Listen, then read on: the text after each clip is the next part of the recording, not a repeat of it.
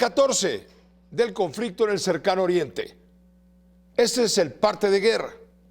Hamas liberó a 2 rehenes estadounidenses. Habían sido secuestrados en Israel el 7 de octubre.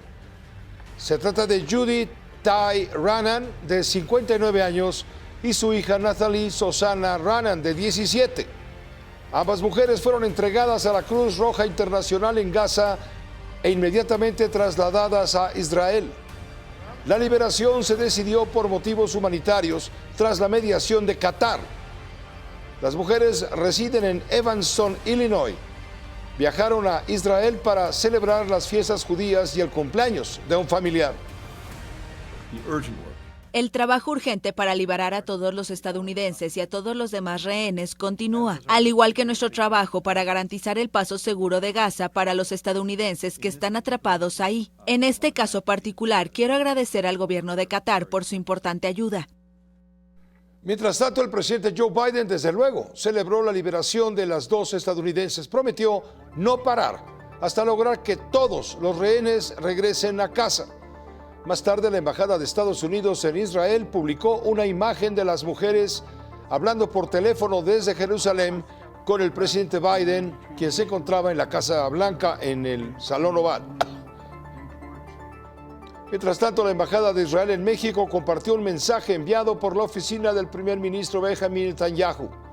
Confirma la liberación de las 2 rehenes estadounidenses. Añadió que el gobierno de Israel intentará rescatar al resto de los secuestrados. Entre ellos está Iliana Gritsevsky, también Orión Hernández, su pareja. Son los 2 mexicanos rehenes de las milicias de Hamas. La secretaria de Relaciones Exteriores, Alicia Bárcena, publicó un mensaje en su cuenta de X.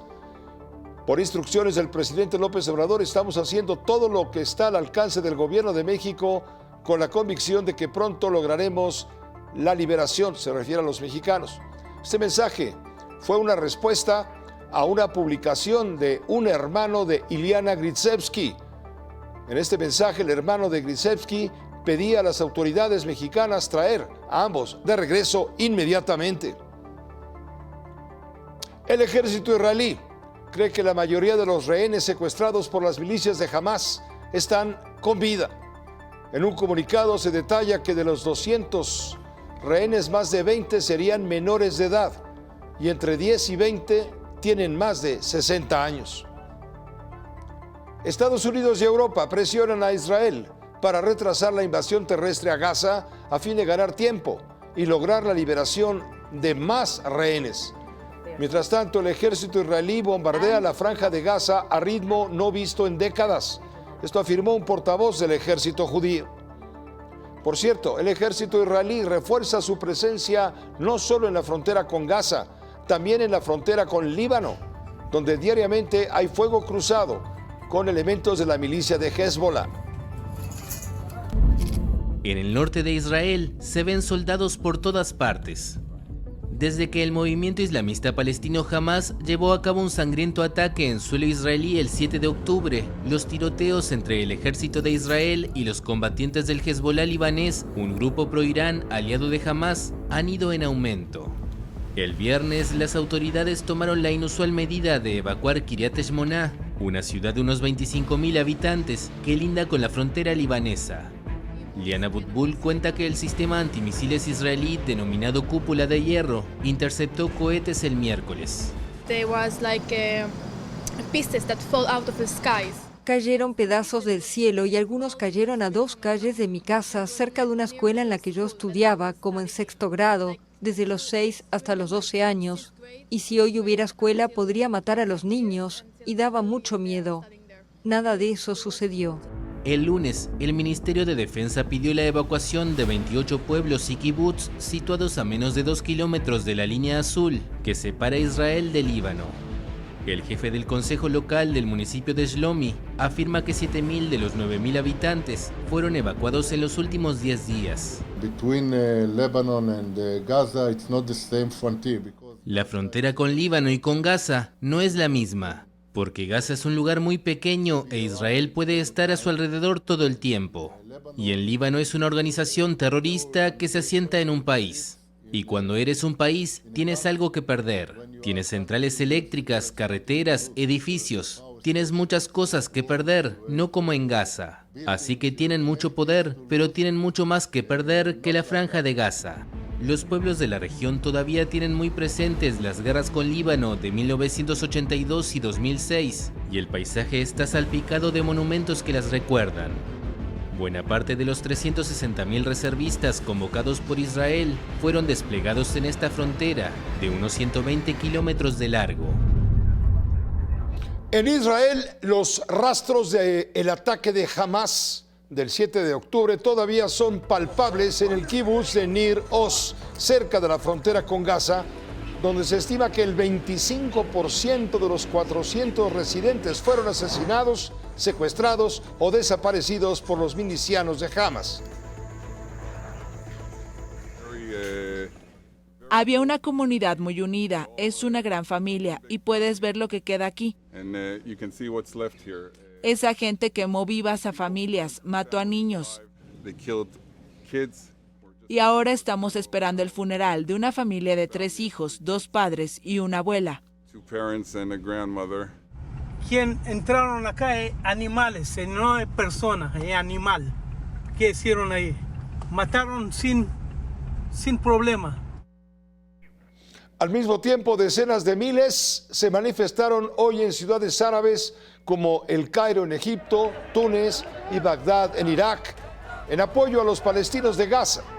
Según las últimas cifras del Ministerio de Sanidad de la Franja, gobernada por Hamas, más de 4.000 gazatíes han muerto, 13.000 han resultado heridos y 1.400.000 han sido desplazados dentro del enclave palestino. El ingreso de la ayuda humanitaria al sur de la Franja de Gaza sigue trabado. La entrada de más de un centenar de tráileres cargados con alimento, agua, medicinas, demorará tal vez 1 o 2 días más, debido a condiciones impuestas por Israel, entre ellas que esa ayuda no termine en manos de los milicianos de Hamas. La ayuda humanitaria para la Franja de Gaza podrá entrar desde Egipto como muy pronto el sábado. Eso aseguró el viernes la ONU, mientras la población palestina espera urgentemente productos básicos, bajo los intensos bombardeos de represalia de Israel tras el ataque del movimiento islamista Hamas.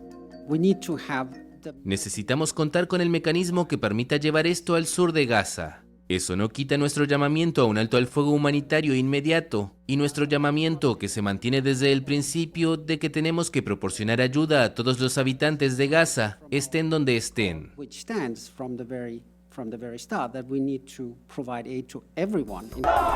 Decenas de camiones esperan desde hace días en la frontera con Egipto, cerca del paso de Rafah, el único punto de entrada a la franja que no está controlado por Israel.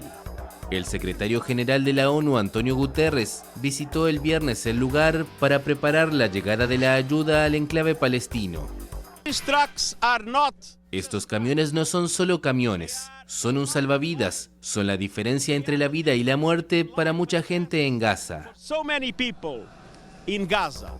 Israel aceptó la entrada de ayuda estrictamente humanitaria en la Franja de Gaza, pero por ahora no ha respondido a los llamados de la ONU y ONGs para que pueda llegar también carburante necesario para los generadores de los hospitales y las estaciones desalinizadoras. La situación de la población del enclave bajo asedio total de Israel, que impide el suministro de electricidad, agua y alimentos, es crítica. Puedo decirles con certeza que cualquier nueva escalada o incluso la continuación de las actividades militares será simplemente catastrófica para la población de Gaza. Hamas perpetró el 7 de octubre un ataque sin precedentes contra Israel que ha desencadenado esta guerra. Más de 1.400 personas murieron en territorio israelí y fueron secuestradas más de 200. Los palestinos en Gaza viven una situación crítica. Barrios enteros han sido arrasados por las bombas. Naciones Unidas calcula que por lo menos el 25% de los edificios han sido destruidos por los bombardeos. Los hospitales están saturados. Llevan varios días sin agua ni electricidad. Miles se hacinan en el cruce de Rafah, en la frontera con Egipto. esperan autorización para emigrar a la península del Sinaí en Egipto. Actualmente vivimos en una situación extremadamente difícil. Fuimos desplazados de nuestros hogares, que alguna vez fueron seguros y prósperos, y ahora nos encontramos sin hogar, viviendo en constante miedo y terror. Nuestras necesidades básicas están insatisfechas. Cada día se pierden cientos de vidas y cientos de hogares son destruidos sobre las cabezas de sus residentes. Hacemos un llamado a los pueblos libres de todo el mundo. Tenemos derecho a vivir en paz. Más secuelas del conflicto. Por ejemplo, en Argentina, una amenaza de bomba provocó la suspensión de varios vuelos, así como el desalojo de una parte del aeroparque Jorge Newbery de Buenos Aires. Es un aeropuerto para vuelos domésticos. La falsa alarma fue recibida por las autoridades aeroportuarias mediante un mensaje anónimo. Esto ocurre a 2 días de las elecciones presidenciales y a 48 horas de que las embajadas de Estados Unidos e Israel en Buenos Aires recibieran falsas advertencias de explosivos.